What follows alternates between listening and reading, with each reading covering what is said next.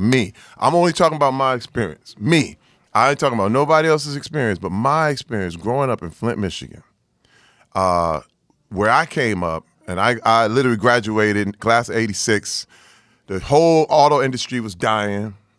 The crack epidemic was at an all-time high. Flint, Michigan led the nation per capita in murder for almost 12, 13 years straight. I had friends dead in jail. People were dying. It was crazy. And people always want to talk. Anybody wants to talk about violence has never seen it. I'm trying to tell you, when you talk about violence for real and you see it, it's like it's one of the scariest, most crazy things you've ever seen in your life. And people want to, smoke and fight. And man, when you see somebody get smoked, when you really understand the ramifications of like this kind of thing, man, I beat up my own father. I beat my father's ass as a grown man because he was a drunk. I went through my whole life him beating up my mother. Listen, my earliest memory was him hitting my mother in the face as hard as he could. That's my earliest memory. And that told me, oh, damn, it's his world, okay? And he ruled through intimidation. He ruled through physical force.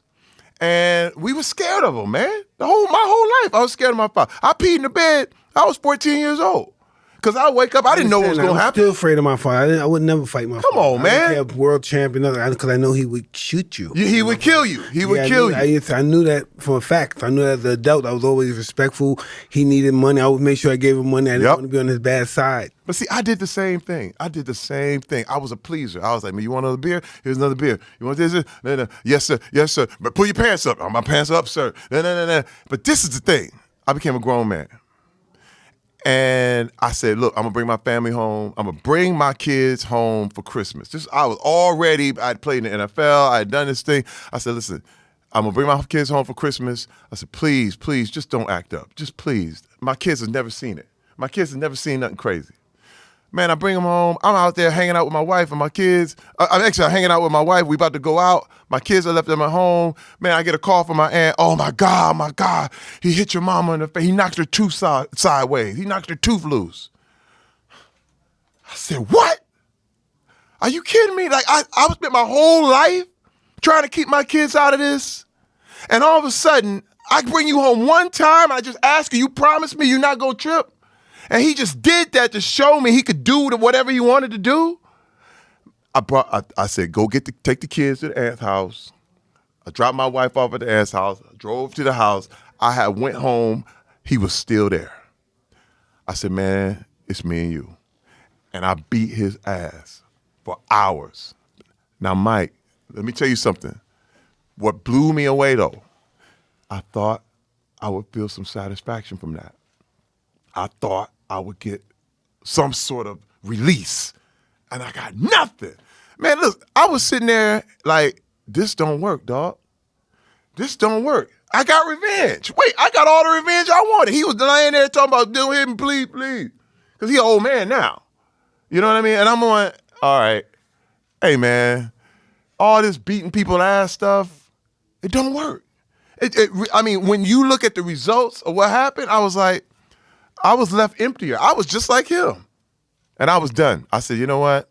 It's just not the way. It's just not the way to go. I choose to not go that route. So tell me, do you feel you have a temper? Oh, definitely. Yeah. Oh, that's how you go in the NFL. You play off pain.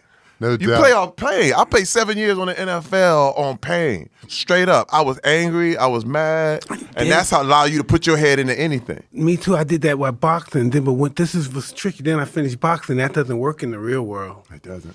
No, that stuff doesn't work in the real world. Being tough doesn't work in the real world. You gotta be smart. Homie, it's like the military. Oh, it's like the military. You know, imagine guys when you're in a war zone. Yeah. You know, Mike, I know vicariously your experience. You know what I mean? I didn't live it, but I know the people I understand you because I feel your pain. I feel a lot of what you came up in.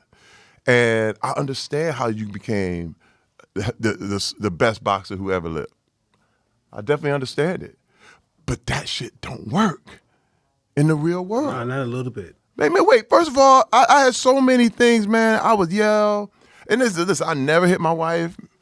Never did anything like that, but man, I yell the hell out of them. Like, I would create such a scene that was like, man, this dude. And now look, my wife has seen me throw people over her head.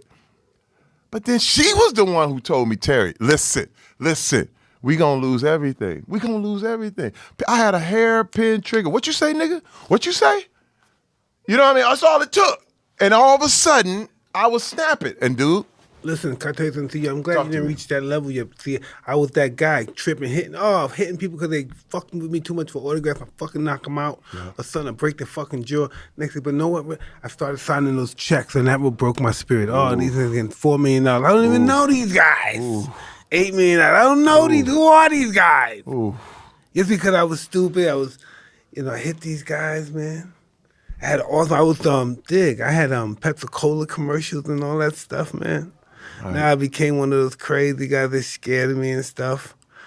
You know, so you can't do that. You gotta be cool with that. You gotta control your temper because they'll freak out. Those people in Hollywood that's down with you, they'll freak out. Mike, could you please Angry tell these black people? Guys freak them out.